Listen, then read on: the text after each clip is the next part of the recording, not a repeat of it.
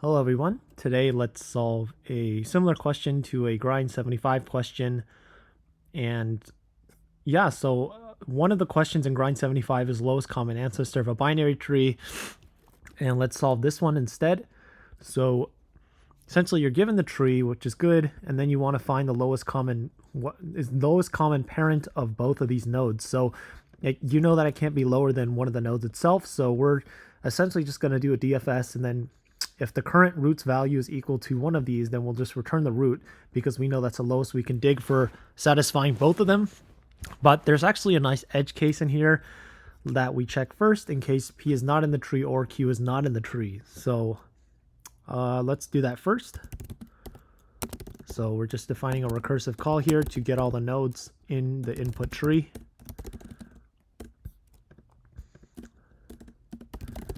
Define our base case, and then you can do left or right here, it doesn't really matter.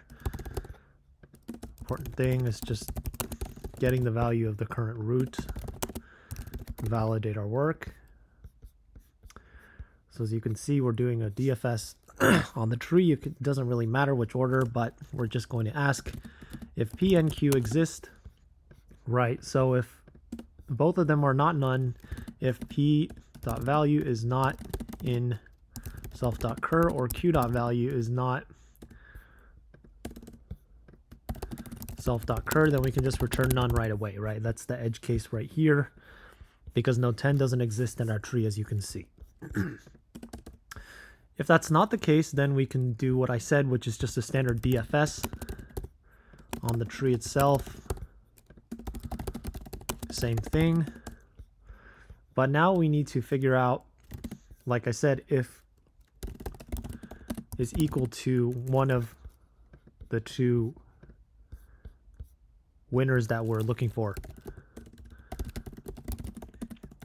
If that is, then we can just return the root, right? Because that's the lowest we can go. If that's not the case, then do a DFS on the left subtree and on the right subtree. And then at the end, if we get to the bottom and we still didn't find it, this is where it gets interesting. If the left and right subtree both exist, like for example, if we have 5 and 1, then the parent has to be 3, which is the root. If that's not true, if the left subtree exists and the right doesn't, then we know the lowest common ancestor, because this wasn't true, has to be in the left subtree, right? And let's do the inverse as well. And then in the end, if there's no left subtree, there's no right subtree, and then we can just return none, because that's basically saying that we've got to the bottom and we can't even find either one of them in the tree. So, and then I separated these recursive calls so that we can not confuse ourselves, because here we're just getting all the nodes, and then here we're actually running the DFS to find the lowest common ancestor. So this should work. Okay, looks like we have a bug.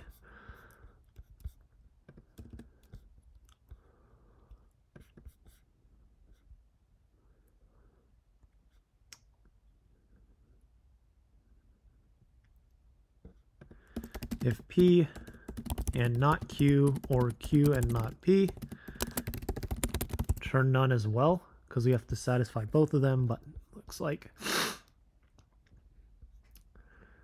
value, then we can return root.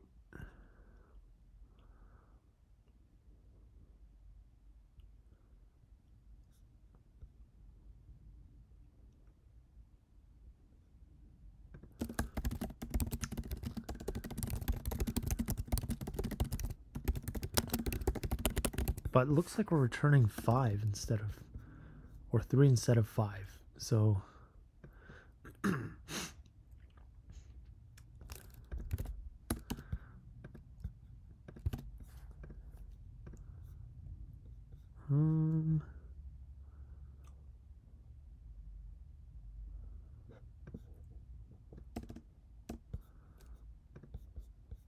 okay. Oh. Oh no.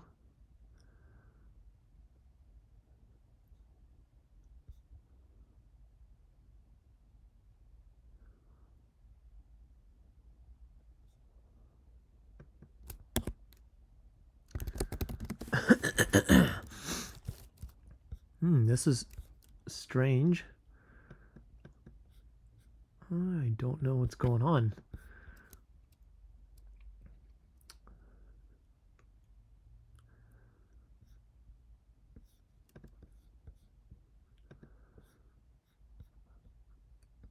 Okay, so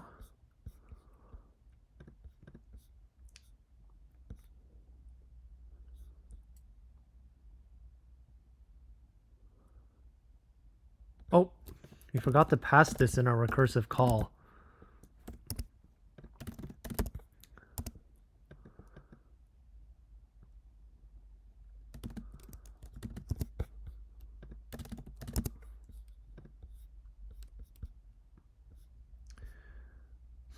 That's strange.